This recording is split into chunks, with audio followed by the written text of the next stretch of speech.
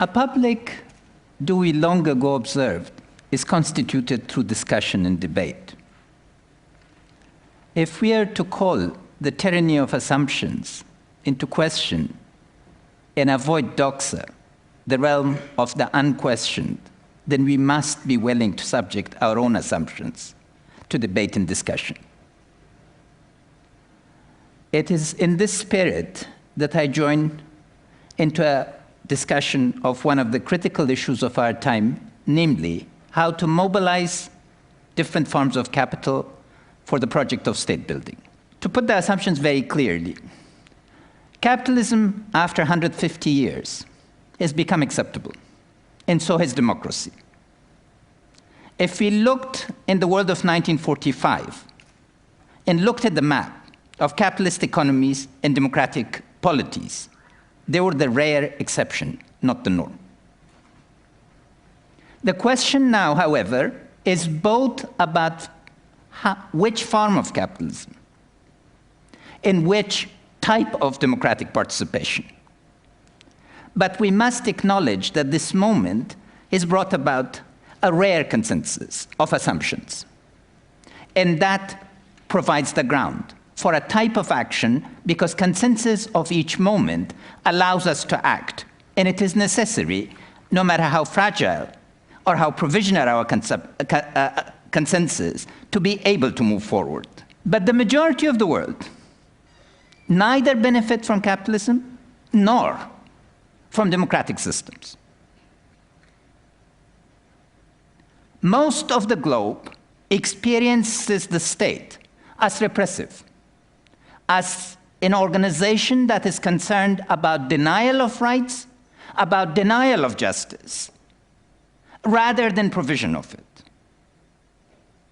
And in terms of experience of capitalism, there are two aspects that the rest of the globe experiences. First, extractive industry. Blood diamonds, smuggled emeralds, timber that is cut right from under the poorest. Second is technical assistance. And technical assistance might shock you, but it's the worst form of today, of the ugly face of the developed world to the developing countries.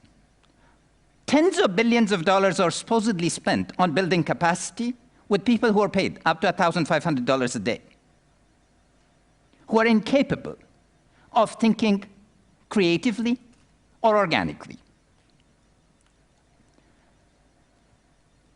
Next assumption, and of course the events of July 7, I express my deep sympathy, and before that September 11, have reminded us we do not live in three different worlds. We live in one world.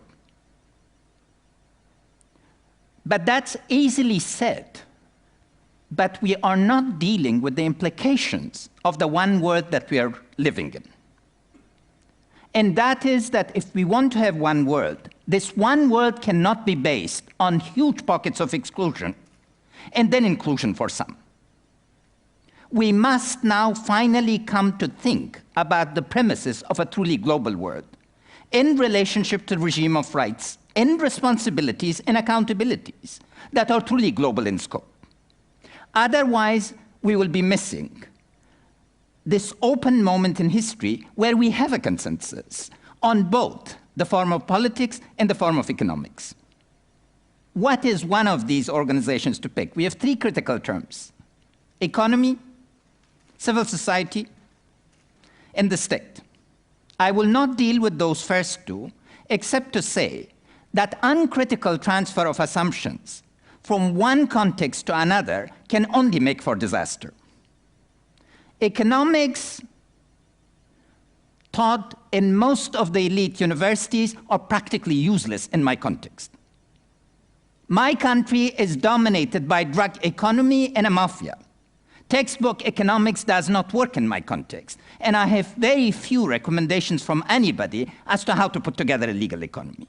The poverty of our knowledge must become the first basis of moving forward, and not imposition of the framework that works on the basis of mathematical modeling, for which I have enormous respect. My colleagues at Johns Hopkins were among the best. Second, instead of debating endlessly about what is the structure of the state, why don't we simplify and say what are a series of functions that the state in 21st century must perform? Claire Lockhart and I are writing a book on this. We hope to share that much widely. And third is that we could actually construct an index to measure comparatively how well these functions that we would agree on are being performed in different places. So what are these functions? We propose 10. And it's legitimate monopoly of means of violence, administrative control, management of public finances, investment in human capital, provision of citizenship rights, provision of infrastructure, management of the tangible and intangible assets of the state through regulation, creation of the market, international agreements including public borrowing, and then most importantly, rule of law. I won't elaborate. I hope the questions will give me an opportunity. This is a feasible goal, basically because contrary to widespread assumption, I would argue that we know how to do this. Who would have imagined that Germany would be either united or democratic today, if you looked at it from the perspective of Oxford of 1943? But people at Oxford prepared for a democratic Germany and engaged in planning. And there are lots of other examples. Now, in order to do this, and this brings this group, we have to rethink the notion of capital. Capital, the least important form of capital in this project is financial capital, money. Money is not capital in most of the developing countries. It's just cash, because it lacks the institutional, organizational, managerial forms to turn it into capital. And what is required is combination of physical capital, institutional capital, human capital, and security, of course, is critical. But so is information. Now, the issue that should concern us here, and that's the challenge that I would like to pose to this group, is, again, it takes 16 years in your countries to produce somebody with a BS degree. It takes 20 years to produce somebody with a PhD. The first challenge is to rethink fundamentally the issue of the time. Do we need to repeat the modalities that we have inherited? Our educational systems are inherited from 19th century. What is it that we need to do fundamentally to re-engage in a project that capital formation is rapid? The absolute majority of the world's population are below 20, and they are growing larger and faster. They need different ways of being approached, different ways of being enfranchised, different ways of being skilled. And that's the first. Second is, you're problem solvers, but you are not engaging your global responsibility. You've stayed away from the problems of corruption. You only want clean environments in which to function. But if you don't think through the problems of corruption, who will? You stay away from design for development. You're great designers, but your designs are selfish. It's for your own immediate use. The world in which I operate operates with designs regarding roads or dams or provision of electricity that have not been revisited in 60 years. This is not right. It requires thinking. But particularly what we need more than anything else from this group is your imagination. To be brought to bear on problems the way meme is supposed to work. As the work on paradigms long time ago showed, Thomas Kunitz's work, it's in the intersection of ideas that new developments, through breakthroughs, occur. And I hope that this group would be able to deal with the issue of state in development and the empowerment of the majority of the world's poor through this means. Thank you.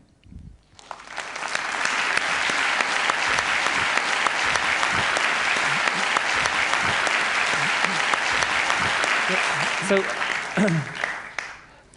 Ashraf, until recently you were the finance minister of Afghanistan, country right at the middle of much of the world's agenda. Is the country going to make it? Will democracy flourish? What scares you most? What scares me most is you, lack of your engagement. You ask me, you know I always give the unconventional answer. No, but seriously, the issue of Afghanistan first has to be seen as at least a 10 to 20 year perspective. Today, the world of globalization is on speed. Time has been compressed, and space does not exist for most people. But in my world, you know, when I went back to Afghanistan after 23 years, space had expanded. Every conceivable form of infrastructure had broken down. A road travel between two cities that used to take 3 hours, now took 12. So the first is, when the scale is that, we need to recognize that just at the simple things that are infrastructure, it takes 6 years to deliver infrastructure in our world, any meaningful sort of thing. But the modality of attention, or what is happening today, what's happening tomorrow. Second is, when a country has been subjected to one of the most immense, brutal forms of exercise of power. We had the Red Army for 10 continuous years, 110,000 strong, literally terrorizing the sky. Every Afghan sees the sky as a source of fear. We're bombed, practically out of existence. Then tens of thousands of people were trained in terrorism from all sides. The United States, Great Britain joined, for instance, Egyptian intelligence service to train thousands of people in resistance in urban terrorism. How to turn a bicycle into an instrument of terror. How to turn a donkey, a cart horse, anything. And the Russians equally. So when violence erupts in a country like Afghanistan, it's because of that legacy. But we have to understand that we've been incredibly lucky.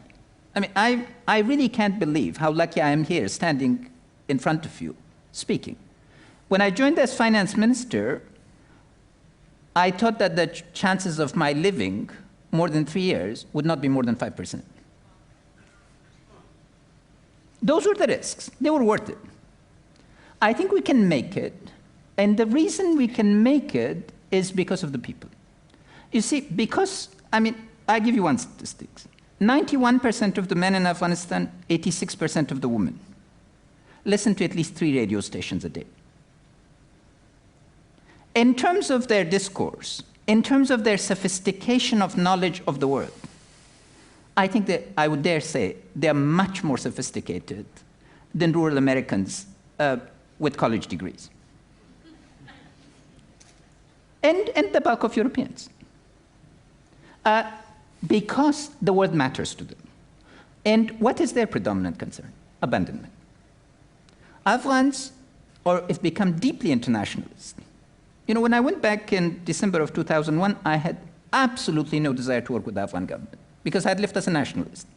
And I thought, you know, my people, the Americans here, et cetera, yes, I have an advisory position with the UN. I went through 10 Afghan provinces very rapidly, and everybody was telling me it was a different world. You know, they engage, they see engagement, global engagement, as absolutely a necessity to the future of the ordinary people.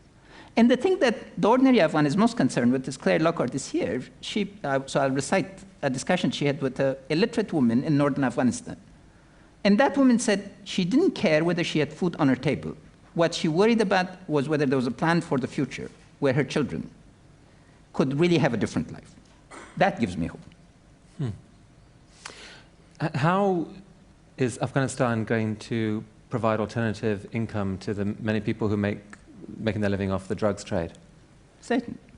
Well, the first is, instead of sending $1 billion on drug eradication and paying it to a couple of security companies, they should give this $100 billion to 50 of the most critically innovative companies in the world to ask them to create 1 million jobs. the key to the drug eradication is job. Look, there's a very little known fact. Countries that have a legal average income per capita of $1,000 don't produce drugs. Second, textile. Trade is the key, not aid. The US and Europe should give a 0% tariff. The textile industry is incredibly mobile. If you want us to be able to compete with China and to attract investment, we could probably attract $4 to $6 billion quite easily in the textile sector if there was zero tariffs. Would create the type of job. Cotton does not compete with opium. A T-shirt does. And we need to understand, it's the value chain. Look, I mean, the ordinary Afghan is sick and tired of hearing about microcredit. It is important, but what the ordinary women and men who engage in microproduction want is global access. They don't want to sell to the charity bazaars that are only for foreigners, you know, in the same bloody shirt, embroidered time and again. What we want is a partnership with the Italian design firms. Yeah, we have the best embroiderers in the world. Why can't we do what was done with Northern Italy, with the put-out system? So I think economically, the critical issue really is to now think through. And what I will say here is that aid doesn't work. You know, the aid system is broken. The aid system does not have the knowledge, the vision, the ability. I'm all for it. After all, I raised a lot of it. Yeah, to be exact, you know, I mean, I managed to persuade the world that they had to give my country $27.5 billion. They didn't want to give us the money. And it still didn't work? No, no, it's not that it didn't work. It's that $1 of private investment, in my judgment, is equal at least to $20 of aid, in terms of the dynamic that it generates. Second is that $1 of aid could be 10 cents, it could be 20 cents, or it could be $4. It depends on what form it comes, what degrees of conditionalities are attached to it. You know, the aid system at first was designed to benefit the entrepreneurs of the developed countries, not to generate growth in the poor countries. And this is, again, one of those assumptions, the way car seats are an assumption that we've inherited and governments endorse. You would think that the US government would not think that American firms needed subsidizing to function in developing countries, to provide advice, but they do. There's an entire weight of history vis-a-vis aid that now needs to be re-examined. If the goal is to build states that can credibly take care of themselves, and I'm putting the other proposition equally. You know, I'm very harsh on my counterparts, and aid must end in each country in a definable period. And every year there must be progress on mobilization of domestic revenue and generation of the economy. Unless that kind of compact is entered into, you will not be able to sustain the consensus.